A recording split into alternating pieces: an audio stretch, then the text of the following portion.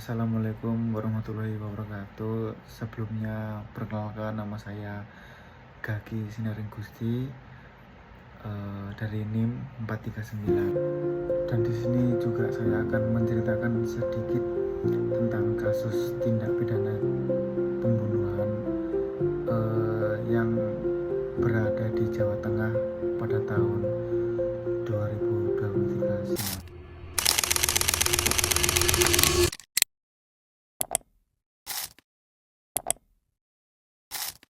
Jadi tepatnya pada tanggal 10 April 2023 waktu 9 waktu Indonesia Barat, ini kasus pembunuhan yang dilakukan Slamet Tohari, umur 45 tahun,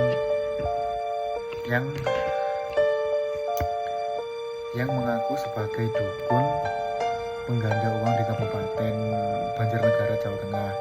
Mengejutkan banyak pihak, jumlah korban diduga dibunuh oleh Slamet mencapai belasan orang. Jenazah para korban ditemukan terkubur di lahan perkebunan di desa Balun, Kecamatan Wanayasa, Banjarnegara. Pembunuhan di Banjarnegara ini adalah salah satu kasus kriminalitas paling menggemparkan tahun 2023 silam.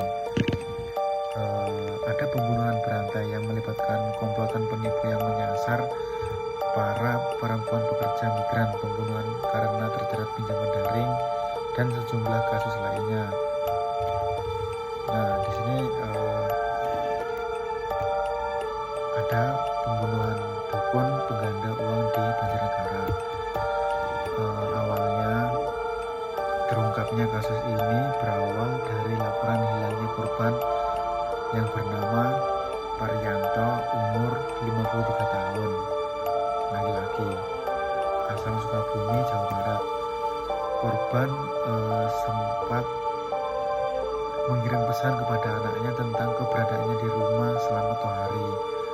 Menindaklanjuti informasi dalam pesan itu, polisi menemukan jenazah korban yang dibunuh Slamet dengan cara diracun dan sudah dikubur di kebun. Dari situ ditemukan pada 11 korban lainnya yang sebelumnya dibunuh Slamet. Total ada 12 korban yang dibunuhnya, sebanyak 10 jenazah yang diduga korban pembunuhan Slamet ditemukan pada Senin tanggal 3 bulan April 2023 setelah polisi dan relawan melakukan pengalian. Sementara itu, satu orang korban lainnya yang berasal dari Sukabumi, Jawa Barat telah ditemukan lebih dulu. Tersangka Slamet Tohari mengaku sebagai dukun pengganda uang dan mempromosikan dirinya di media sosial Facebook lewat bantuan Budi Santoso, umur 33 tahun. Tersangka Slamet Tohari mengaku sebagai dukun pengganda uang dan mempromosikan dirinya di media sosial Facebook lewat bantuan Budi Santoso, umur 33 tahun. Korban antara lain dijanjikan bisa mendapatkan penggandaan uang hingga miliaran rupiah. Para korban yang terus mengalih kemudian dibunuh dengan cara diracun lewat minuman yang ditemukan koktas. Korban lalu dikubur di kebun singkong milik tersangka yang terletak di area perkebunan yang jaraknya sekitar 2 km dari permukiman warga. Dari pusat kota Banjarnegara, jarak lokasi pembunuhan itu sekitar 31 km, yang bisa ditempuh dalam waktu 1 jam. Di sini ada foto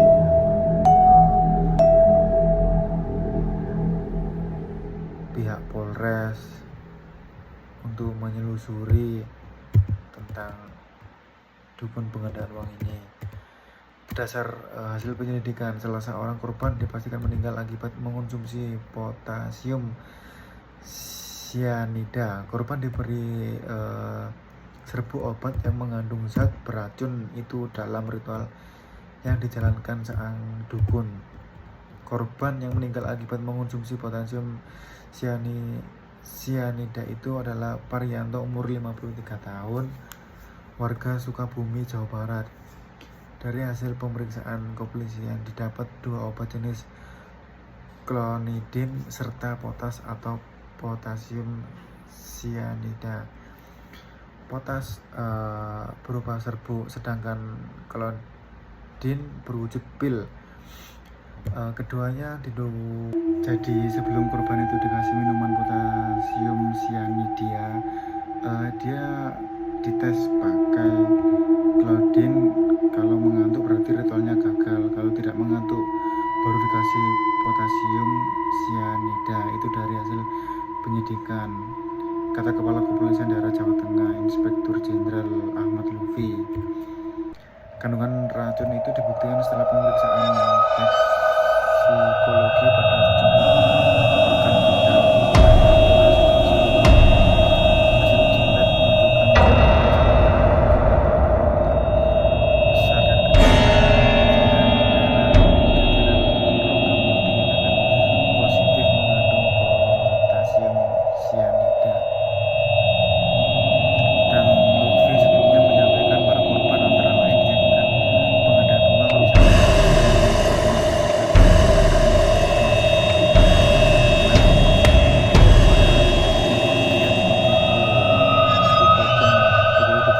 dia gelap mata dengan modus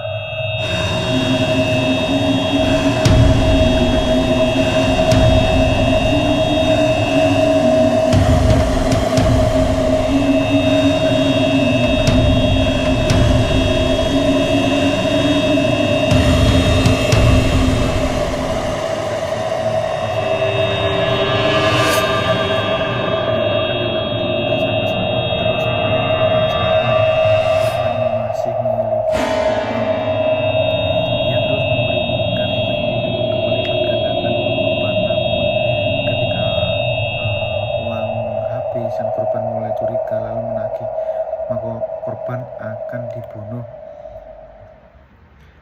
Ujar Selamat, selama korban masih punya duit maka ditarik ulur. Kalau sudah akhir dan korban sadar ditipu, tersangka mulai khawatir.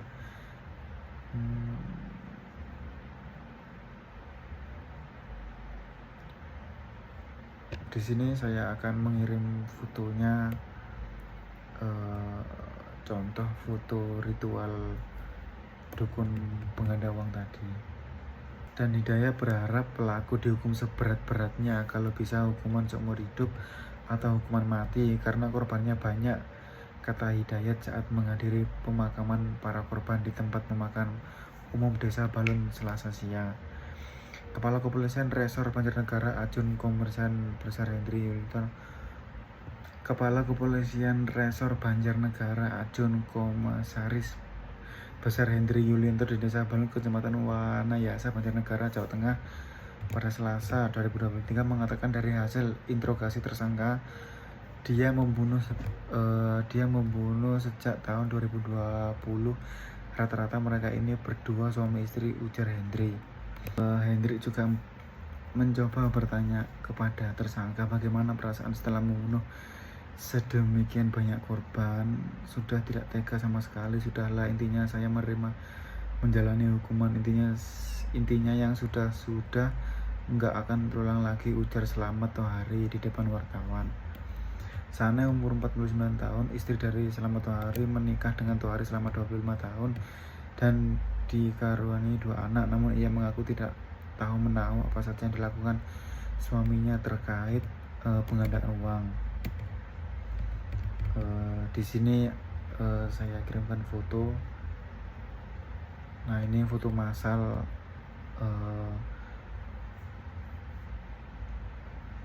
kuburan massal, maksudnya kuburan massal untuk mengubur para korban yang sebanyak 20 korban itu. Dan di sini Saneh mengaku, Saneh itu istrinya, mengaku setahun terakhir suaminya jarang pulang karena diduga selingkuh dengan perempuan lain. Menurut Sanai, dirinya juga kadang kala mengalami kekerasan dari suaminya. Ya, cuma malu wong suaminya jadi pembunuh.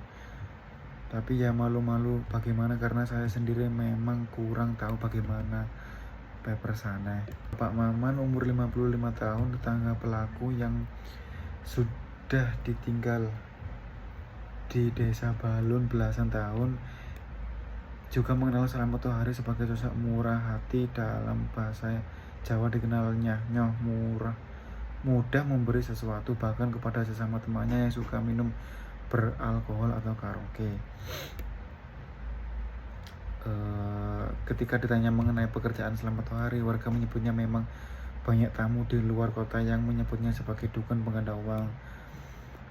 Kepada tamu tersebut, warga menyebutnya sebagai pasien Mbah Slamet. Meski demikian, warga sekitar justru tidak mempercayai sama sekali kemampuan Slamet untuk menggandakan uang itu. Kalau soal menipu uang sudah dengar dari dulu, tapi kami tidak bisa apa-apa. Kami kaget kalau ada kasus pembunuhan, kata Mahmudin.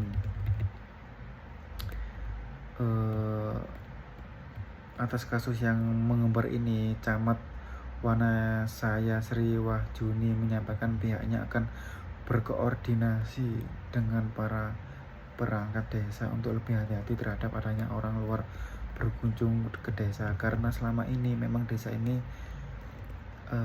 jadi tempat transit sayuran, jadi orang dari manapun itu memang banyak. Ini pusatnya sayuran sehingga banyak tengkulak. Jadi memang kami susah juga orang yang sudah merapat di sini beberapa hari. Beberapa ini ke depan mungkin jadi koreksi, saya akan menertibkan lagi pemerintah desa untuk memantau Kota Sri. Sekian dari saya. Terima kasih. Wassalamualaikum warahmatullahi wabarakatuh.